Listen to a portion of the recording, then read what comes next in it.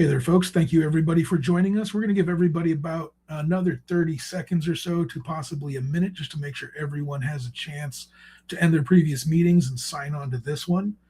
But in the meantime, go ahead and drop us a note in the chat. Let us know where you're joining us from. I, as always, am based in Austin, Texas. And while we wait for folks, I'd also like to call attention to the free risk assessment button at the top right of your screen. Feel free to hit that button if you have any in-depth questions you'd like to ask, or any questions you'd rather not ask on a semi-public stage, or if you'd like to get in touch with us and see a little bit more about how the sausage is made. We'd be happy to discuss that with you. Helen from Wooddale, Illinois, hello, and Jeff from Memphis. Nice to see y'all. I'd also like to remind everybody we do have a Q&A section just to the right of that chat tab. If you have any questions that come up while you're watching this, feel free to enter that question into the Q&A section. We'll get to as many of those as we can before the end of the episode.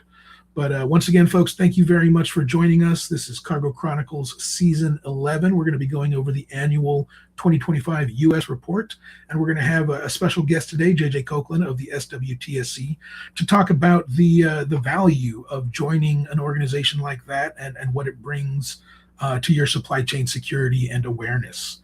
But without any further ado, I'm going to go ahead and start taking a look at the 2025 annual report. I'm going to go over this pretty quickly, folks, because this report is available for free at over-hall.com. You go ahead and head over there and you can download the entire report for free. But I do want to make some notes that we're going to go over right now. So first of all, when we look at cargo theft by state, cargo theft by location, essentially where in the country it's happening, we see California is on top. Again, California is likely going to be on top for the foreseeable future. But what's interesting is it actually did increase in the overall share of thefts that it accounted for.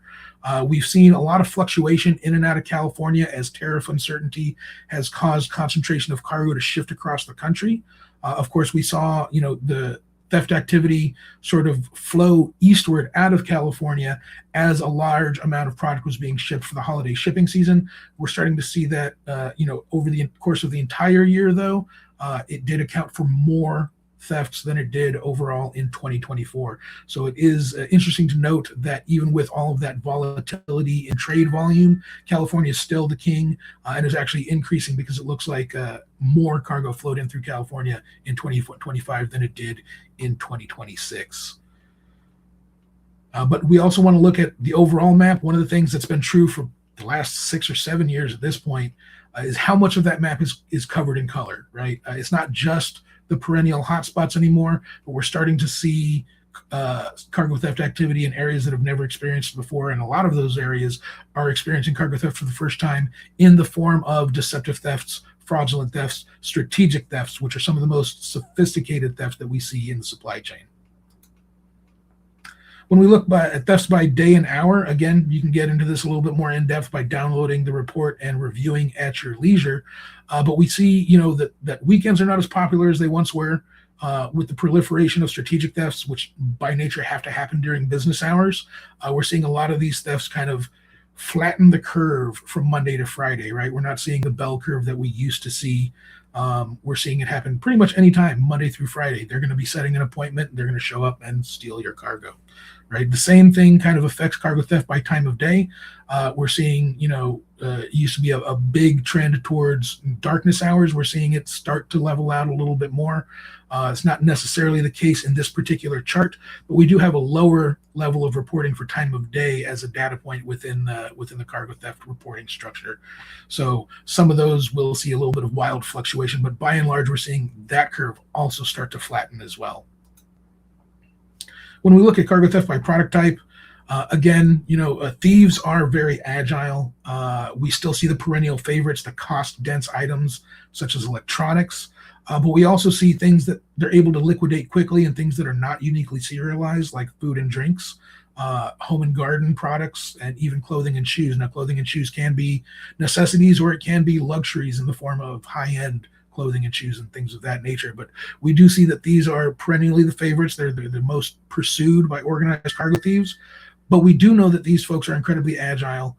And because of the way that they've changed their liquidation networks, they're no longer looking just at cost density. They're also looking at ease of liquidation. How long are they going to have to hold on to the evidence before they can get rid of it and realize their profit, right? The quicker they can sell it, the more attractive it's going to be to them.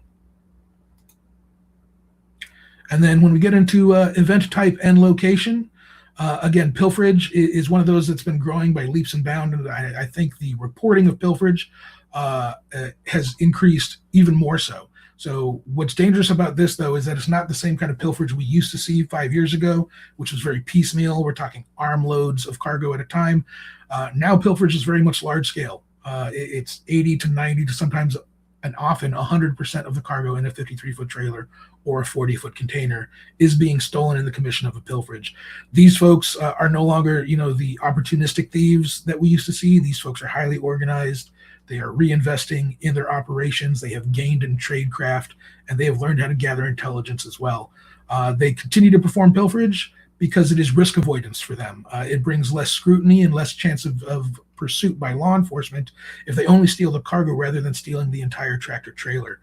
Obviously, stealing the entire tractor trailer gives something very visible that law enforcement can pursue, whether that's through traffic cameras or just by eyesight if you happen to have photos of that particular conveyance. However, if that cargo is moved out of the original trailer and into unmarked box trucks or cargo vans, it becomes exponentially harder to try and track that down. Okay, we did have a drill down for deceptive pickups in the annual report, and I want to point out something for this. One is the variety of product types that are targeted by deceptive pickup. It's no longer just the ultra cost dense and the ones who have the highest level of security in place. We're seeing it across the entire spectrum of product types. And then again, I want to call attention to the map as well.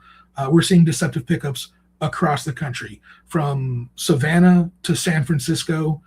No area of the country is really safe. And there's some areas of the map where there's not a lot of activity or seemingly no activity. And I'd question whether or not there's no deceptive pickups happening there, or if perhaps the folks who are in that area don't know how to differentiate when they're reporting, or don't know where and who to report these to so that they make it into the collective industry knowledge pool. But we have seen, as I mentioned, areas that are rural, areas that have never even heard of cargo theft, and the first types of cargo theft that they're experiencing are the most sophisticated, most technologically enabled forms of strategic theft that we've seen. So it's definitely something to be on the lookout. We know that they're specifically targeting folks who don't have their guard up, who don't have vetting and compliance and visibility measures installed, because they know the risk calculation. Again, these folks are very adept at the risk versus reward calculation. They don't want to be captured. They want to continue to make these profits, right? So again, this report is available in full for free to download at over-hall.com. I highly recommend everybody take the time to go over there and get that downloaded so you can review it at your leisure, share it with your teams. It's always incredibly useful to know where these things are happening and where the trends are headed. But I'd like to now welcome our guest, JJ Coughlin. He is the head of the Southwest Transportation Security Council, and he's here today to talk to us about the value of joining industry organizations and the value of having a strong network in your supply chain security program. JJ, thanks for joining us today. Danny, appreciate you having me, and I appreciate the looking at the continuing cargo theft data that you guys collect and allow us to use and understand. So appreciate that. Absolutely.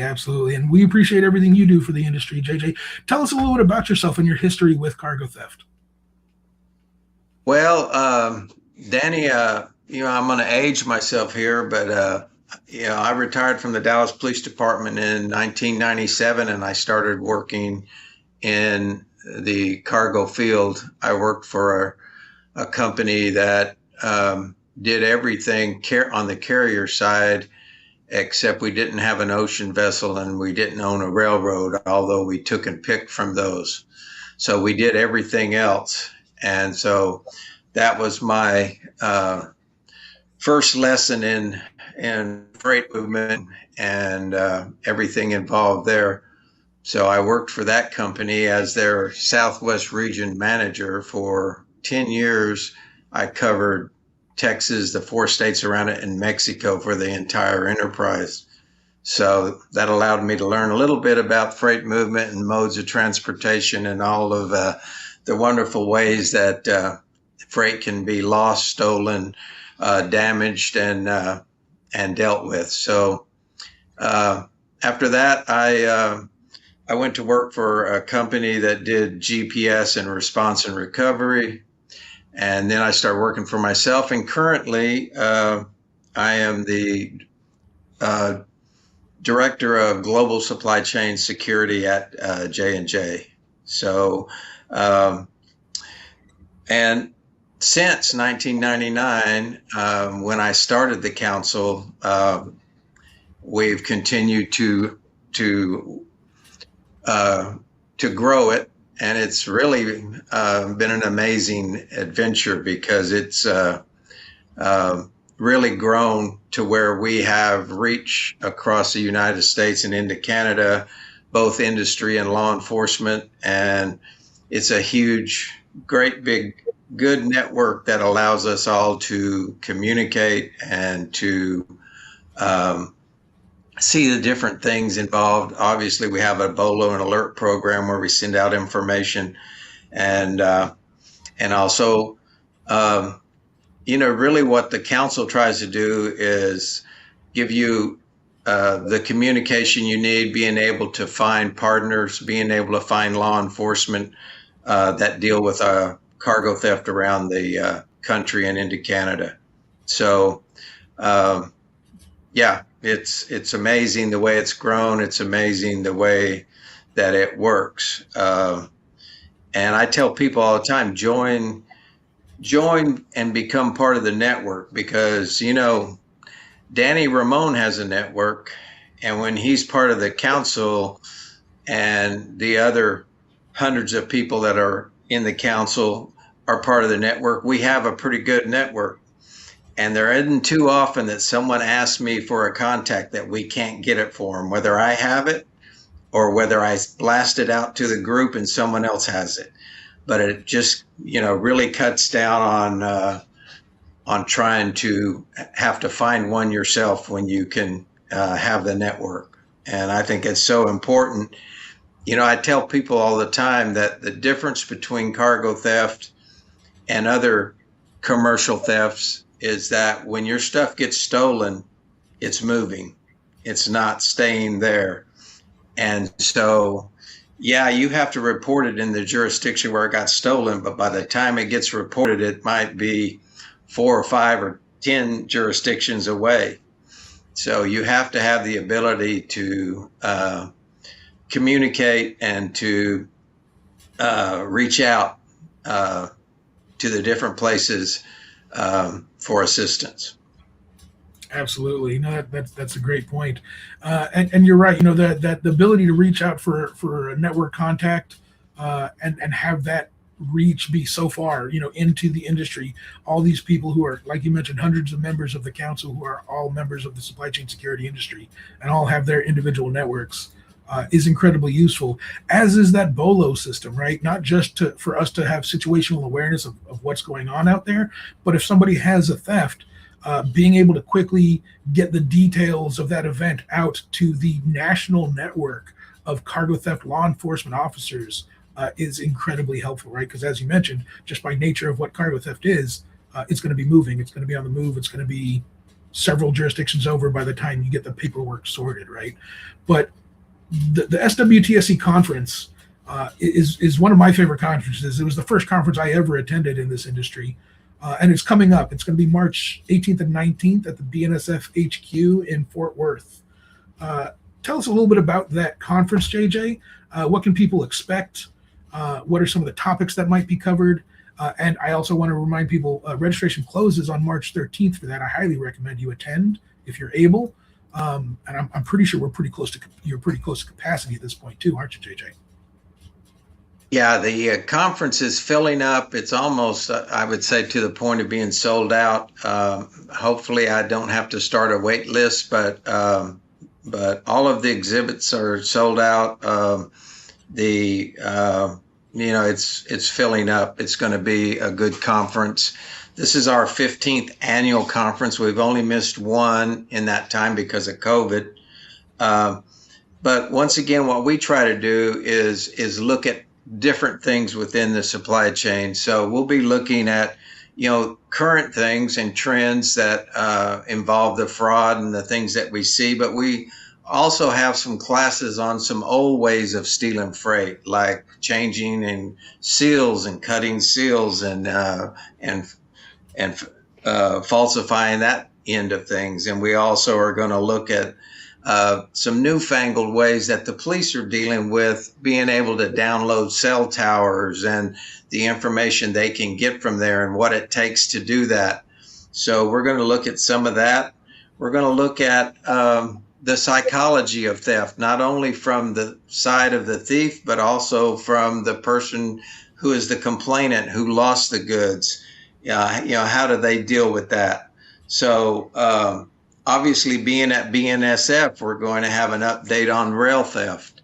So we're going to look at pretty much everything within the vein of cargo theft that we can in our 2 days, and enjoy the networking that we'll have, and and seeing everybody face to face is always great.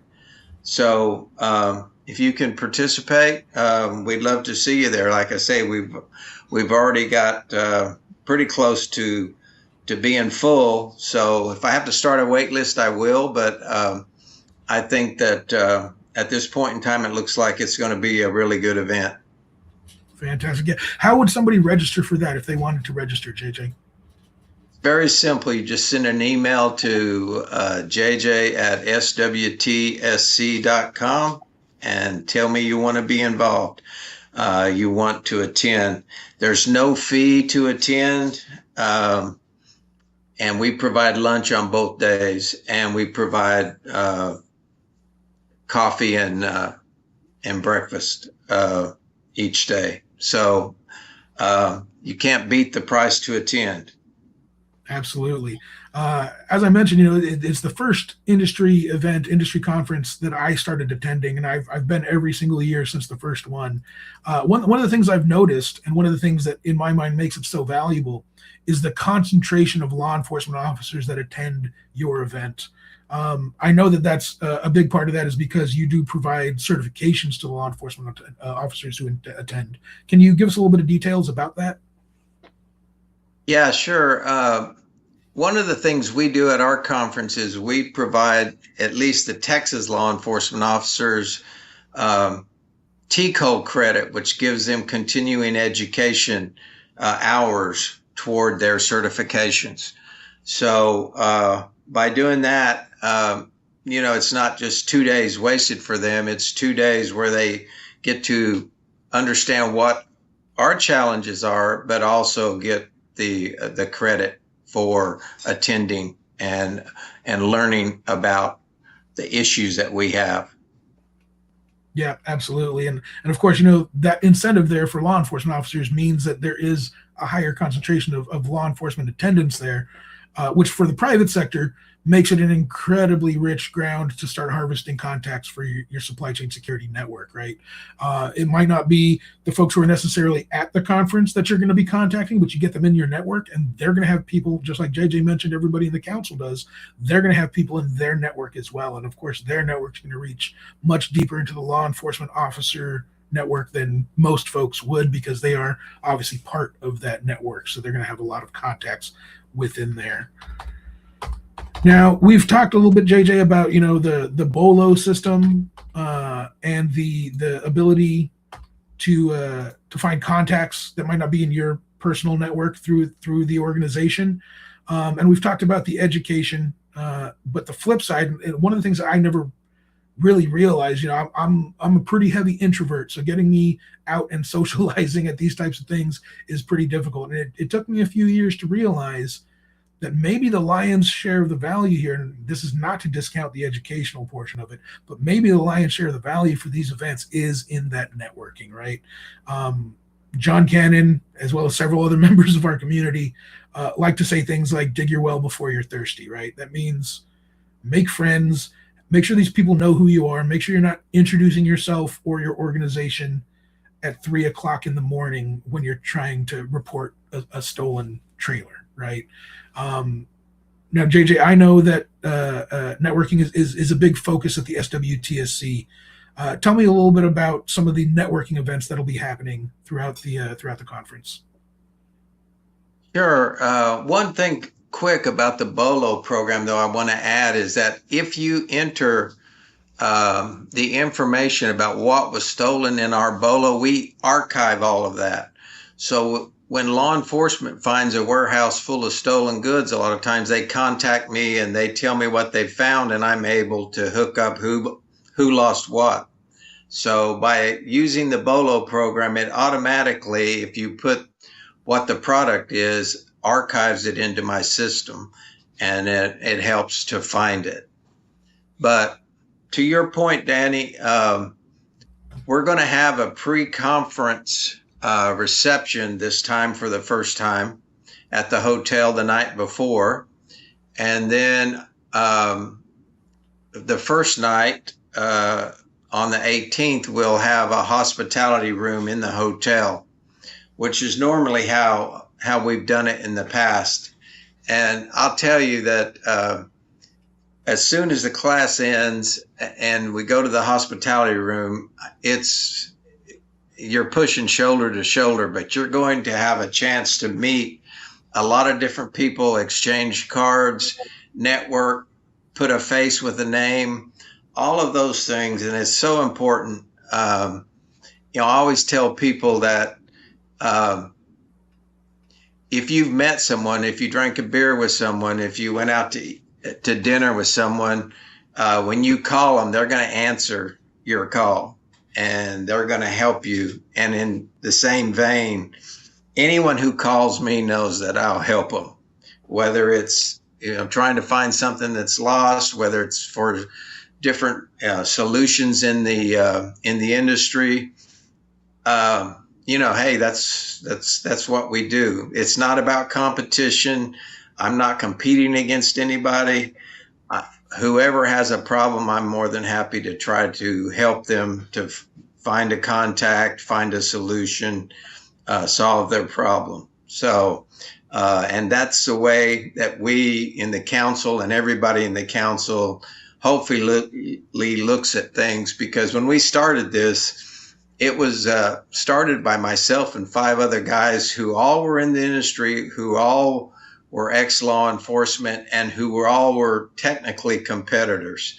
But the crooks don't care whether they're stealing from my company or whether they're stealing from somebody else's company, and they don't really look at brand, they look at product. So, it's not a competition on the security side. It might be on the sales side, but not on the security side. So whoever I can help, however the council can help, we're more than happy to be involved. Yeah, that's a great point. And, I think I'm always struck by the collaborative atmosphere at these events, whether it's yours or any of the other ones, because at the end of the day, it is a team sport. Again, one of these things that a lot of the folks in our industry like to say, it's a team sport, and it's a team sport because we're all fighting the same bad guys, right? So I think everyone, if you haven't been there, would be a little bit surprised at how collaborative of an atmosphere it is and how open it is to networking and information sharing. But let's go ahead and get into the Q&A section. I do notice in the chat there is a question I want to address real quick from Juan Marcos Baez. What is the name of the event and when does it take place? Just to reiterate, it is the Southwestern Transportation Security Council Annual Cargo Theft Summit. It's taking place March 18th and 19th in Fort Worth at the BNSF headquarters. If you'd like more details or to register for that, email JJ, our guest today, at jj@swtsc.com. All right, let's go ahead and get back into the Q&A section. Let's see here. What practical, straightforward things can SMB shippers do to protect their freight when shipping? Oh, wait, that's not the first one. All the way down to the bottom. Here we go. New technologies to avoid cargo theft. There are new technologies to avoid cargo theft. It's a deep subject, a little bit more than we can get into in the last 5 minutes of a 30-minute webinar. I would highly encourage you to hit that free risk assessment button. We'd be happy to set up a meeting and discuss all the options that are available to you. Is overhaul monitoring, or is it planned to monitor cargo security in Mexico? We do currently monitor cargo globally, including in Mexico and LATAM, including Brazil, Chile, Peru, etc. So we are currently active there. We do have a fusion center there and intelligence officers who sit in Mexico as well. Let's see here. What practical, straightforward things can SMB shippers do to protect their freight when shipping? The number one thing I always recommend, and keep in mind, there's no such thing as a magic bullet. There's no one solution that's going to solve all your problems. And the criminals are aware of what's going on at your location. So if they see one vulnerability get patched, they will just simply move on to a different vulnerability. So my suggestion is, first of all, a full layered security program that investigates and addresses all of your vulnerabilities. But if there was one tool at your disposal that I would say to implement, that's going to make the biggest difference, it's going to be visibility. You can't address a problem you don't have, and you don't know what the problems are unless you've got visibility into your supply chain. Let's see here. I would like to explore the comparative risk landscape across domestic transportation modes in the United States, specifically air, over-the-road, trucking, and rail intermodal, from a cargo security, fraud, and operational risk standpoint, and then bullet points. This is another one I would highly suggest you hit the free risk assessment button. This is a very meaty question. I would love to dive in to the meat and potatoes of all of the different aspects of this question. We've got answers for them. We really do. But again, this is not something we can cover in the last 5 minutes of a 30-minute webinar. I'd love to get some time with you, though, and go over each of those questions in detail. Let's see here. What physical trailer security preventative solutions are available beyond? And I'm going to stop right there, because physical security on trailers has to be used conditionally, right? Because at the end of the day, you can secure the trailer doors with 6 inches of titanium. They can still cut through the side of the trailer with tin snips, right? So then the question has to be asked, is putting a large high security locking device on the back of a trailer drawing more undue attention to it? And that has to be examined in context, because there are times to use enhanced physical security within the supply chain. There are times when that is going to enhance your security, but it's not always. And you do have to keep in mind, security through obscurity is a very valid practice for a reason. So again, I'd caution the use of highly visible, especially physical security devices, depending on the mode, depending on the region of the world, depending on the commodity, and depending on a lot of other contextual details about that particular shipment. Let's see here. And we've got one. Overhaul had maintained cargo security. Wait, things are moving. Here we go. I think, yeah, had maintained cargo security monitoring operations in Mexico for many years. Thank you for the question. Perfect. These folks are going in there and answering for me. Thank you, Tony. We got that one covered. We got that one covered. I believe we've actually addressed all the questions. Well, folks, again, if you have any questions you didn't get a chance to ask, or maybe too detailed to answer in a short time frame, or something you didn't want to ask on a public forum, please feel free to hit that free risk assessment button, and we'll be in touch to answer any questions that you may have. Once again, JJ, thank you so much for joining us. I am looking forward very much to attending the SWTSC conference in March. I will be there if anybody would like to network with me. I would love to add as many people to my network as I possibly can. And the SWTSC conference is one of those places where I get to do that every year. I think it's probably one of 2, maybe 3 events where I get the most amount of contacts in a 2-day period. So again, if anybody wants to meet up with me and shake my hand, exchange business cards, I'd be happy to do so. But JJ, thanks so much for joining us, and thank you for all you do within our industry and with the SWTSC. Thank you, Danny. Thanks for having me. Absolutely. Take care. Everybody have a great day, and we'll see you on the next episode of the Cargo Chronicles. Thank you, everyone.